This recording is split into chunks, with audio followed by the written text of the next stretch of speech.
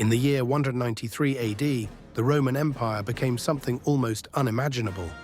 The throne of the most powerful state in the Western world was put up for sale, not metaphorically, not secretly, literally auctioned to the highest bidder by armed soldiers standing inside the imperial palace. At the center of the chaos stood the Praetorian Guard, Rome's elite protectors, men originally created to defend the emperor. But over time, they had discovered something far more profitable than loyalty. They controlled access to power itself. The crisis began after the assassination of Emperor Pertinax. He had ruled for only a few months before trying to discipline the Praetorian Guard and reduce the corruption that had quietly infected the capital for years. Pertinax was strict, experienced, and financially cautious. Rome's treasury had been damaged by the reckless spending of the previous Emperor Commodus, and Pertinax wanted to restore order. That made him dangerous. The Praetorian Guard had grown used to rewards, bribes, and political influence. They expected emperors to purchase their loyalty with gifts and money.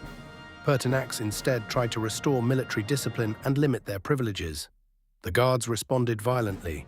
They stormed the imperial palace and murdered him only 86 days after he became emperor. According to ancient accounts, his severed head was carried through the streets of Rome on a spear while citizens watched in horror. The message was unmistakable. The men trusted to protect the emperor had become kingmakers and executioners. Then came the moment that stunned even the Romans themselves. The Praetorian Guard announced that the empire would belong to whoever paid them the most money.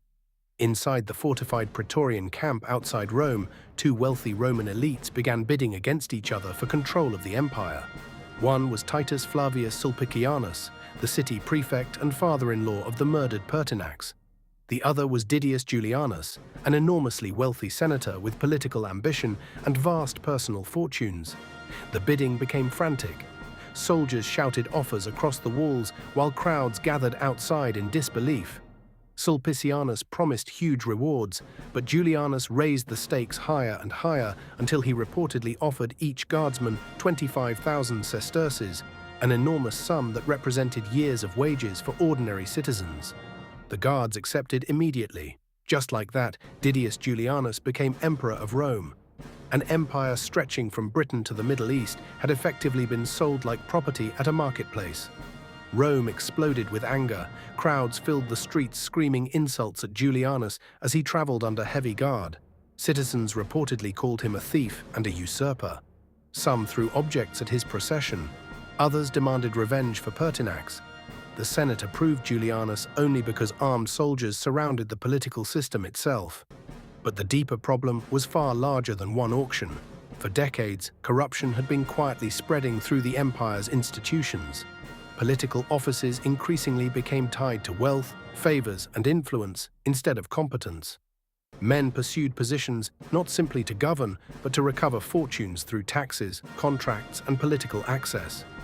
Governorships became investment opportunities. A senator might spend enormous sums bribing officials or funding political alliances to secure a provincial office. Once in power, he could then squeeze taxes, manipulate trade, or extort local populations to rebuild his fortune. Corruption became less like isolated criminal behavior and more like an accepted operating system. Even military loyalty was becoming transactional. Roman generals understood that soldiers who received bonuses remained loyal. Soldiers who felt ignored often rebelled. Emperors increasingly relied on cash payments to maintain stability, especially during moments of succession. The Praetorian Guard simply pushed this logic to its most extreme conclusion. They realized they could sell the throne itself. The timing made the crisis even worse because Rome was already entering a dangerous period of instability. Emperor Commodus, whose erratic rule had ended shortly before Pertinax took power, had severely damaged public confidence in imperial leadership.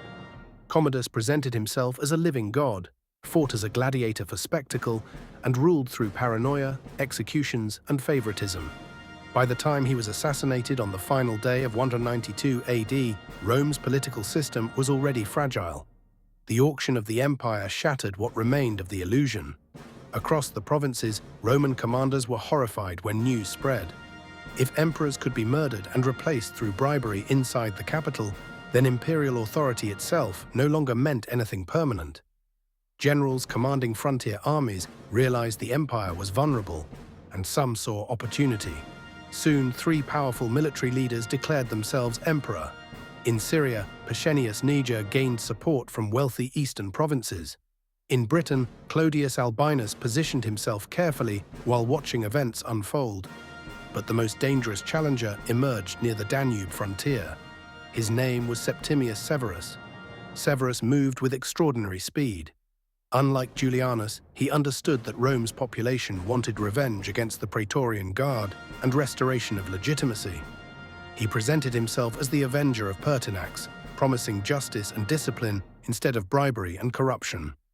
His armies marched toward Rome rapidly, gaining support along the way. Inside the capital, fear spread through the Senate. Julianus attempted negotiations, offering money, titles, and political compromises. But the situation was collapsing too quickly. Even the Praetorian Guard began losing confidence once it became clear Severus commanded battle-hardened frontier legions far stronger than palace troops. The same soldiers who had sold Julianus the throne now hesitated to defend him. After ruling for only 66 days, Julianus was abandoned almost completely. The Senate sentenced him to death inside the same palace where he had celebrated becoming emperor only weeks earlier. Ancient historians describe his final moments as strangely pathetic. He reportedly asked what terrible crime he had actually committed. Moments later, he was executed. When Septimius Severus entered Rome, he immediately targeted the Praetorian Guard. He ordered the guardsmen to gather unarmed under the promise of mercy. Once assembled, they were surrounded by Severus's loyal troops, stripped of power, dismissed, and publicly humiliated. It was a dramatic political performance designed to send a message to the entire empire. The auction was over, at least temporarily. Severus replaced the old Praetorian Guard with soldiers personally loyal to him, many drawn directly from frontier legions. On the surface, Rome appeared stabilized once again. The empire survived the immediate crisis, trade continued, taxes flowed, and imperial ceremonies resumed. But something important had changed. The events of 193 AD exposed a truth many Romans never wanted to admit. Political legitimacy was becoming increasingly dependent on military force and financial bargaining, rather than law, tradition, or public trust. And once that transformation begins, it becomes difficult to reverse. Over the following decades and centuries, emperors rose and fell with terrifying speed. Generals declared themselves rulers. Civil wars erupted repeatedly. Armies auctioned loyalty to competing leaders. Economic pressure intensified as rulers paid larger bonuses to soldiers in exchange for support. The empire still looked magnificent from the outside. Massive arenas entertained crowds. Marble temples towered over cities. Roads connected continents. Merchant ships carried grain, wine, silk, and silver across the Mediterranean world. But underneath that grandeur, the political system was becoming unstable. As corruption deepened, offices became more transactional. Wealthy elites competed for influence, while ordinary citizens lost faith in institutions. Some emperors ruled only a few months before assassination. Others bankrupted the treasury, trying to buy military loyalty. Eventually, the financial strain became enormous. Coins were repeatedly devalued to fund armies and political survival. Silver content declined, prices rose. Trust in currency weakened across parts of the empire. Local crises became harder to manage because leaders increasingly focused on surviving politically instead of governing effectively. The auction of 193 AD did not destroy Rome overnight, but it symbolized something dangerous. It revealed that the empire's most powerful institutions could no longer always distinguish between public duty and private profit. The throne itself had become a commodity. And once power becomes something openly bought and sold, corruption stops hiding in shadows. It becomes visible to everyone. That visibility matters, because empires do not collapse only when enemies invade from outside. Sometimes they weaken slowly from internal systems that stop rewarding competence, discipline, and legitimacy.